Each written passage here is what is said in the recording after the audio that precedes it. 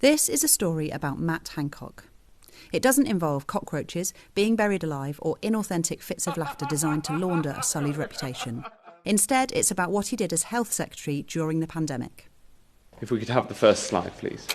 When COVID first hit, a diktat from Hancock instructed NHS hospitals to move hundreds of elderly patients into care homes.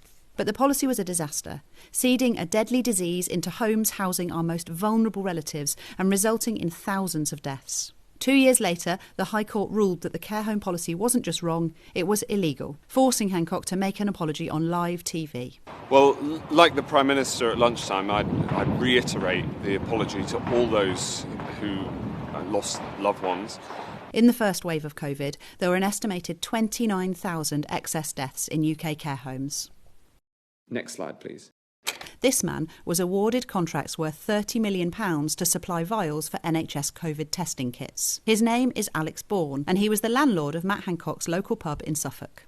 Bourne had no experience of producing medical equipment, though he did own a business that provided paper and plastic cups to music festivals. Hancock has repeatedly denied that he had any involvement with the award of contracts to Bourne. We do know that the two men exchanged multiple messages before and after the contracts were awarded. And when journalists started asking awkward questions about the two men's relationship and whether they knew each other well, Bourne WhatsApped Hancock joking, "Matt Hancock? Never heard of him."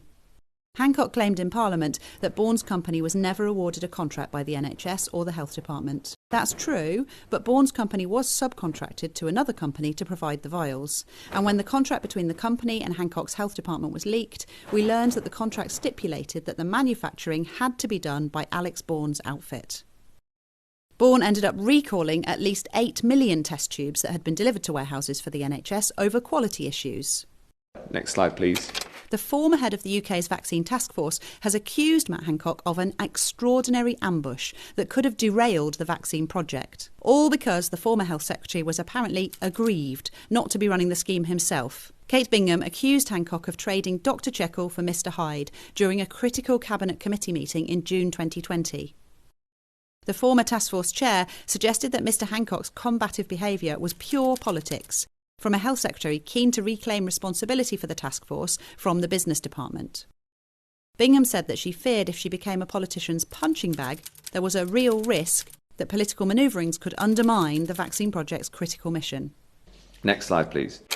When leading COVID scientist Professor Neil Ferguson was found to have broken the first lockdown by having his girlfriend stay at his house, Hancock was unforgiving. It's a matter for the police. As a government minister, I'm not allowed to get involved in the operational decisions of police matters. No, of course. But I think that the social distancing rules are very important and people should follow them. 1 year later, a year in which Hancock wrote and enforced strict rules on the movements and social interactions of the British people, it was revealed that Hancock was himself a rule breaker.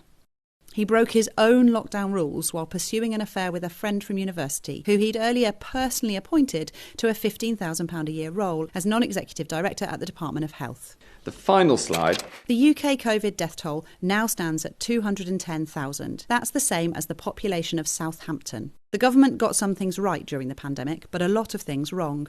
And Matt Hancock, as Health Secretary, was responsible for some significant mistakes. The NHS is now on its knees. Waiting times for routine hospital treatment are at an all-time high, while underpaid nurses have voted to go on strike for the first time. Inflation is soaring, taxes are rising, energy bills are astronomical, people are hurting, including people in the constituency of West Suffolk. Matt Hancock works for those people. They pay his wages, they need him, but right now he's moonlighting, taking £400,000 to execute a self-serving public relations strategy aimed at reputational rehabilitation. Voters in West Suffolk aren't being given the chance to pass judgment on his behaviour. Only people who've downloaded the I'm a Celebrity app can force him to go home and do his job.